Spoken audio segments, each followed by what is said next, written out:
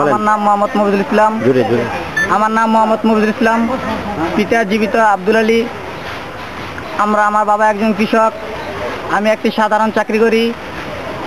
25শে December শুক্রবার রাতে আমরা কয়েকদিন ধরে পাহারা দেই।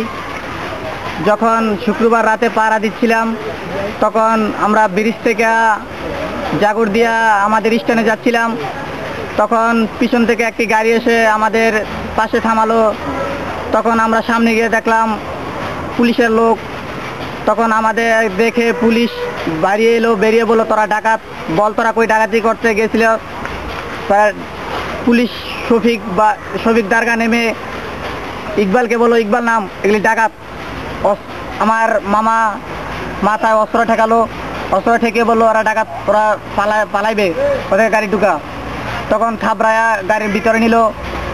গাড়ির ভিতরে নেওয়ার পরে স্যার বললাম, স্যার আমাদের লোক আছে, মেম্বার চেয়ারম্যান আছে, ওদের জিজ্ঞেস করেন। স্যার আমরা ডাকাত না, এখানে দোকান আছে, লোক জিজ্ঞেস করেন। বলো না, 1 মিনিটের কথা। স্যার সাথে সাথে মোবাইলগুলো সব নিয়ে গেল। নেওয়ার পরে সামনে কৃষ্ণচূড়া গাছ আছে, ওখানে নিয়ে আমার এক ফ্রেন্ডকে নামাইয়া 3টা বাড়ি দিল। স্যার 3টা বাড়ি দেওয়ার পরে গাড়িতে আবার উঠাইলো। উঠে নেওয়ার পরে বললাম যে স্যার নাম স্টুডেন্ট। ওরা কিছুই কথা মানলো না। বলার পরে 2-3টা থাপড়া দিল স্যার, গালে গলে 2-3টা থাপড়া দিল। থাপড়া দেওয়ার পরে ওরা নিয়ে গেল থানার মধ্যে, নিয়ে ওরা কালারা ধরে রুমের ভিতরে ঢুকায় স্যার। তারপর রফিক দারগা এলো জিজ্ঞেস করলো ওরা কি, বললো যে স্যার আমরা বলো সন্ত্রাস। শফিক দারগা বললো, রফিক দারগার থেকে বললো যে আমরা বলো সন্ত্রাস, আমরা বলো ডাকাতি করতে এসেছি।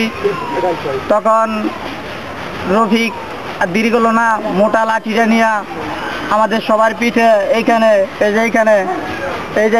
বাইরে পুরো শরীরে খুলে লাগছে। বললাম কত কিছু বললাম, আমাদের মেম্বার চেয়ারম্যান আছে, ওরা বললো যে মেম্বার চেয়ারম্যানের মারে চুদি খারাপ গালি দিল, আর কত কিছু বললাম যে আমরা আনসার্টিফিকেট প্রশিক্ষণ দিয়েছিলাম। ওরা কোনো কথাই মানলো না। অনেক সবাইকে মারধর করে আত্মহত্যা ফাটিয়ে ফেলছে। আমাকে আরও দিছে, পিছনে দিছে, পায়ে দিছে।